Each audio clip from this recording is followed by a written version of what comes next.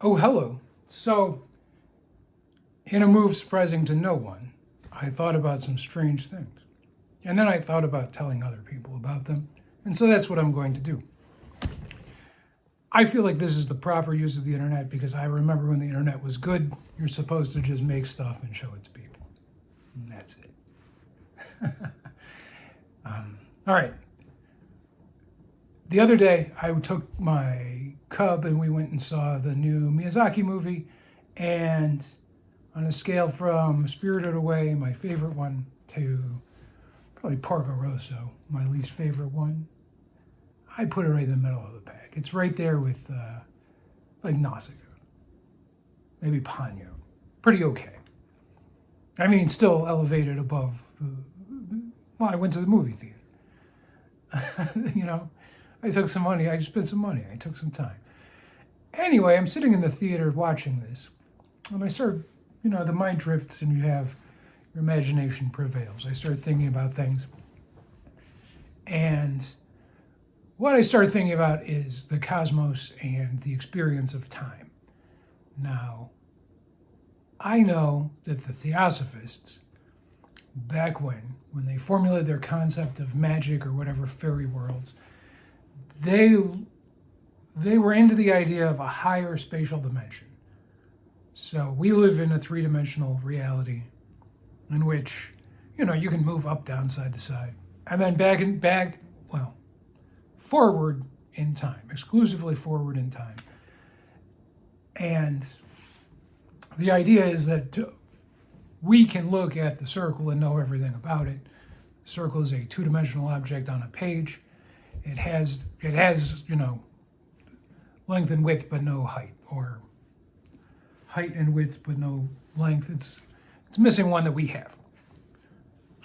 And then presumably a higher dimensional being could look at us as we exist and see our entirety and know everything about us. And the way that you can look at a circle drawn on a page and know everything about it.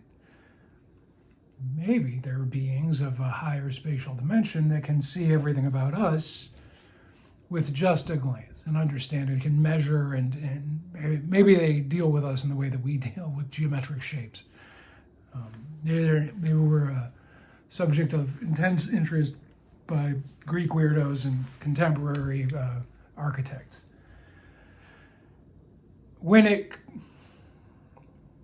And regular people, geometry is fine. Study it. It's one of the great sciences, one of the originals. I just mean to say that we can conceptualize a higher dimensional person who perceives our reality as, the flat circle, something that could be taken in at a glance and understood completely, swiftly, with a glance. Silly to say glance over and over. But I do. So imagining this higher dimensional person, what would you look like to them? Now, the movie that depicts this, I think, that everybody knows, is Donnie Darko, where he walks around and he has the liquid that precedes him. It's his will projecting into the future, and it shows his path, and he's observing where he will go and where time will take him. So he's able to see the future, or at least himself projected through the future. The first time I saw this depicted was probably Grant Morrison's Invisibles. And there he had an image where the idea is that everybody is to these higher dimensional beings. Every person appears like a snake that's 60 to 70, 80 years long, that's just got a million arms sprouting out from it, does other things, and all these legs, and it's like a monster. It's a body horror image. It's fun to think about and sticks with you. It's this flesh snake that comes out of its mother and then goes into the ground. And that's the arc or the trajectory of every living person. You come out of another person and then you go into the dirt. And other people may come out of you. And there's that continuity. And if you were looking at this from the right perspective, and this is really all I'm going in on, what is the right perspective? Is there a right perspective for these reference frames? I'm just proposing, I guess, a different perspective, or one that occurred to me while I was sitting in the movies. And maybe not for nothing. Maybe it is because of the frames of animation. I assume that's not how they animate these movies nowadays. But, the sequential frame has all the information, but the person who's drawing these sequential frames, they apprehend so much more about every element that's put into the frame, right? And that's, again, the three-dimensional person looking at the two-dimensional object, the image in a frame. Well, the thought that came to me, now I've seen someone work a loom, and it's maybe sort of like that, but I've also seen people shop in the record store. So you go through the bin and you go one after the other, and it's, or like pages in a book. You go through sequentially, and every single piece, every single next one is different, and you have to see what it is. But you know what it is with a glance. You might have to take it out and really look at it. What is this? Hawkwind? Is this the record I need to complete my collection? You go through the sets and you see these frames, or you'd see these records. And I imagine, the higher dimensional being is looking at these frames, and I got really animated about this. I probably embarrassed my kiddo at dinner after the movie, but, I had some drinks. It was fun. My kid is grown, so I can drink at dinner. I don't know. Anyway, the moral of this story is that if you should always have art supplies at home so that you can flesh out your conceptions of reality when they strike you. And the vision I had is of this grid, or of the sequence of grids that goes over and over, like the old Rolodex does. Maybe not a circle, but just like a file folder of these grids. And this model requires two things. It requires that time has, there's a distinct, I guess, minimal measure of time and a distinct minimal measure of matter, so to speak. So I don't genuinely know very much about Max Planck, but I understand a little bit the Planck length and Planck time. So we'll just imagine that these are real things, true things. That there is an irreducible piece of matter, like what we used, what ancient people call the atom, uncuttable. 20th century physics aside, the irreducible element, and then the irreducible period of time. And then the frame itself would represent one of these irreducible moments. Just this time itself takes place in every single piece of matter that's in the universe. It's accounted for and is in a place here in this grid. And it's discrete. It's on its own, and it's in its own cell. Now, I know what you're thinking. Now, the video game I have the most hours logged in, maybe you do too, is Microsoft Excel. And if you have to see spreadsheets all day, maybe you're going to start seeing the world as a spreadsheet. But maybe I want to. Maybe I want to think about what the spreadsheet world looks like. And in this concept, every discrete and unique piece of whatever matter, the tiniest piece, which I guess is the quark. Baryonic matter is the quark. So every single one of those exists, and at some point existed together and simultaneously. Then they all went away and spread out, and now, an individual quark that's in me could at some point have been next to one that was in the Andromeda, that's now in the Andromeda galaxy. Unfathomable distances separate, the quark that comprises an atom of my heart, and one that comprises a star in a distant galaxy across the universe. So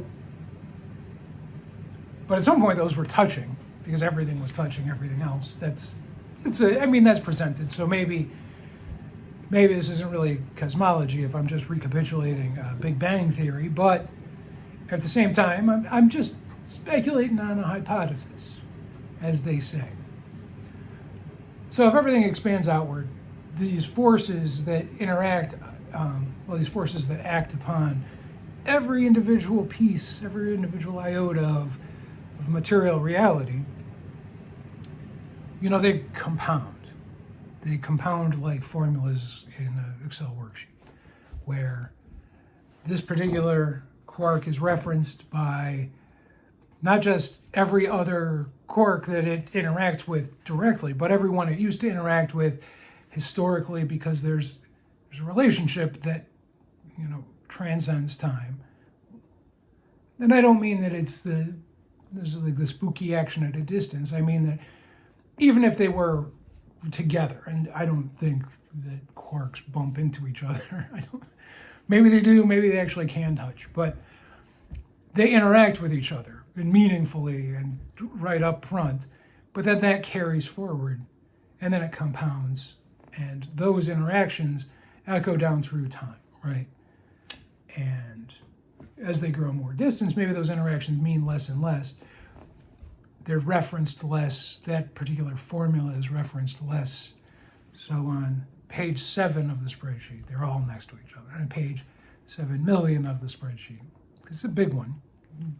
It comprises all of reality. So, it's one of the bigger spreadsheets you might have to open in your life. Every piece that's now interacting, to make my heart beat, for example. All the pieces that comprise the atoms of iron and carbon and oxygen, all the things that are in me, those all the baryonic components of these atoms create the molecules, and those, presumably, there's a big calculation, connecting them. The strong nuclear force that makes atoms cling together, that makes the the nucleus of atoms exist, or the electromagnetic force that makes all these, that makes molecules form. From disparate atoms, they form up together. Gravity that holds you onto the planet, or that makes, mass. You take all of the forces, and those are like operations in the spreadsheet. These are the formulas, and they're always referencing all the other pieces of the formula, right? So, of the spreadsheet. So this one quark that's in Alpha Centauri, or it is the Andromeda Galaxy, and the one that's in me that formerly were next to each other, interact historically, and maybe continue in this very weak way. Maybe they both are part of a carbon atom. Different carbon atoms, but still a carbon atom. Now, there's all types of rules about a carbon atom that are parameters that are created formulaically that could, affect both of them. So they're both being worked on by the same, in this case, where they're both quarks of a carbon atom, separated by all of space. Each of them is still acted upon by this particular formula. There's a different formula if it was oxygen or nitrogen, and which piece it connects to. When I say formula, I'm referring to like this Excel spreadsheet form, right, where everything connects to everything else. But every single piece is this discrete tiny element. Now, I guess that's what I made to illustrate, right? So it's the grid. I don't like any of the depictions of quarks that I could find, so I just made up my own fakey notation. I think it's cute. Dots and lines and arrows. And then, it's like you're commenting on the spreadsheet. Show where these are connected, show where used. And the thing that's interesting, I guess, is that ultimately you then do have to start thinking about that tiny area, that murky area where biology becomes chemistry and where chemistry becomes physics. At this minor place where every single thought you have can be expressed as a chemical, it's a chemical reaction, and so thus it's a physical process. So you're having, I guess it's electromagnetism, and that is a force that's your mind is acting upon, and every little piece of your brain then is interacted with, and it now has an interaction with the thing you're thinking about. So let's say the quarks that comprise my neuron that allows me to think about coffee will fire off, and then all of the components that are in there are now related to coffee and all the chemistry of coffee via this formula, and now there's this expanded, the universe itself expands because the relationship between the objects becomes this onerous, mass. And that's compounded significantly by, thinking. If gravity acts on something, it just pulls it down. Let's say on the Earth. It doesn't, towards the center of the Earth, or some points close to the center of the Earth.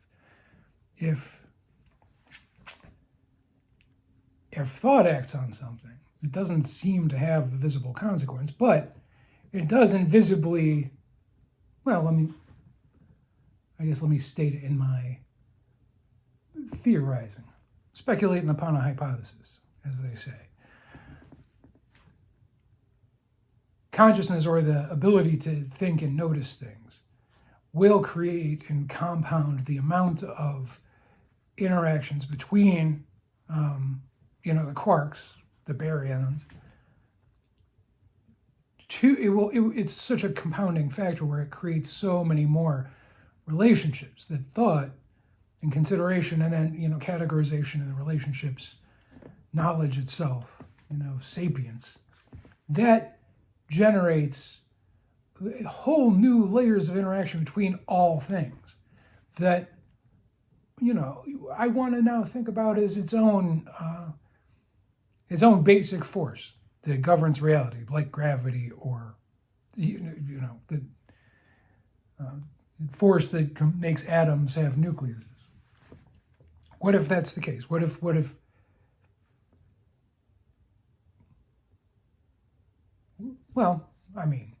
people know that observing things change results, and that maybe there's a way of thinking about it that explains that.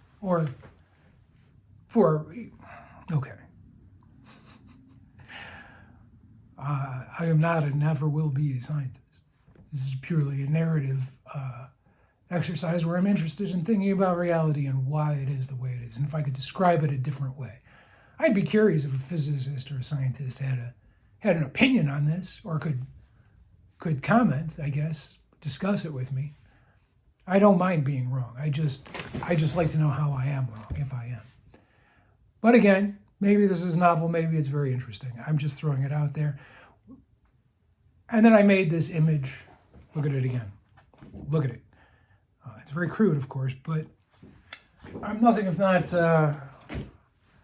effortful. So maybe I'll just return to this and think about it some more. Maybe I'll elaborate on this and do a better picture. In the meantime,